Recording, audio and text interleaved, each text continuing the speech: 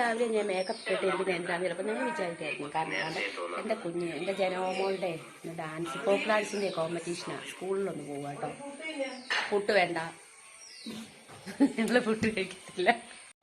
നമ്മുടെ വാവച്ചിയുടെ കാലം വീട്ടിലേക്ക് നമ്മൾ ഹോസ്പിറ്റലിൽ ഒരു ഇഞ്ചക്ഷൻ എടുക്കാനുണ്ടായിരുന്നു. അങ്ങനെ ഞാൻ കൊച്ചും ഞങ്ങളുടെ വാവച്ചിയും കൂടെ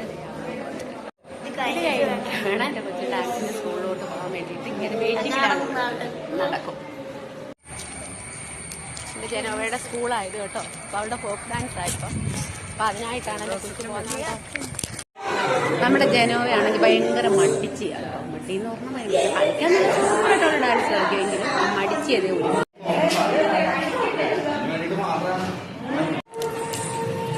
അങ്ങനെ മടിച്ച് നന്നായിട്ട് ഒരുക്കി റെഡിയാക്കി.